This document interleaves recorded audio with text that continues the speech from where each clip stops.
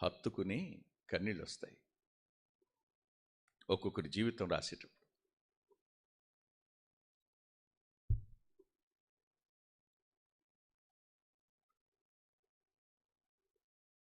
నేను రాయడానికి ప్రభు అవకాశం ఇచ్చిన కొంతమంది భక్తుల జీవితాల్లో ఒక ఉదాహరణ నేను మీకు చెప్తాను.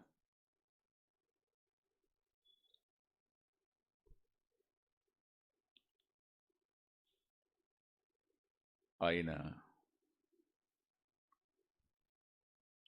ఆమెను బాగా కొట్టాడు.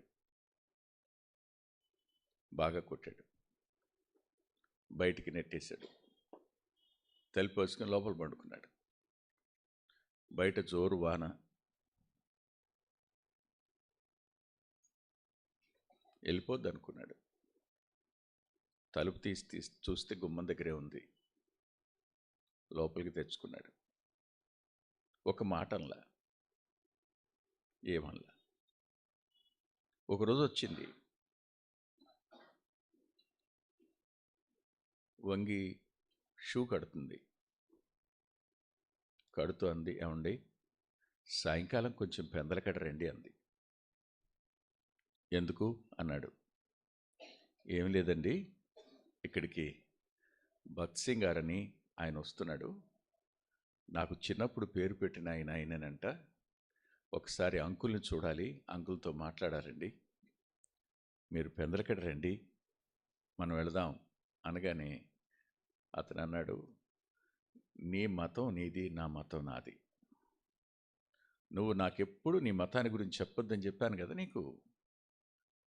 లేదండి, మీరు వస్తున్నారండి, ఖచ్చితంగా వస్తున్నారండి, మీరు వస్తారండి, ప్రభు నాతో చెప్పారండి మీరు వస్తారని అంది.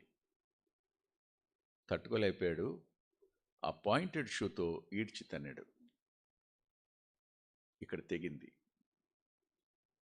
రక్తం కారడం ప్రారంభమైంది. ఆమె పైవుటి చెంగెలా పట్టుకుంది. సూట్ కేసు పట్టుకుని ఆయన వెనక నడుస్తూ వెళ్ళి డోర్ తీసి ఎక్కిన తర్వాత లోపల పెట్టి ఒక మాట అంది, మీరు చాలా మంచివారండి, కానీ ఇంత కోపమైతే ఎలా అండి మీకు అంది. ఒక్క మాట, మీరు చాలా మంచివారండి, ఎంత కోపమైతే ఎలా అండి అని. కూర్చున్నాడు. కారు ప్రయాణం చేస్తానే ఉంది. పక్కన ఎవరో కూర్చుని మాట్లాడుతున్నట్టు.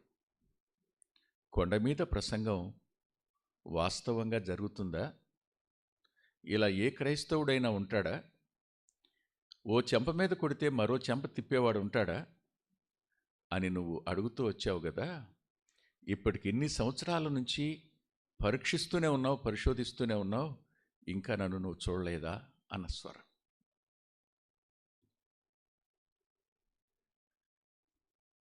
ఆలోచించండి. మీ ఇంటిలో నీలో నీ భర్త ప్రభువుని చూసుంటే, మీలో మీ భార్య ప్రభువుని చూచి ఉంటే, మీ పిల్లలు మీలో ప్రభువుని చూసుంటే, వారు ప్రభు దగ్గరికి రాకుండా ఉండేవారా?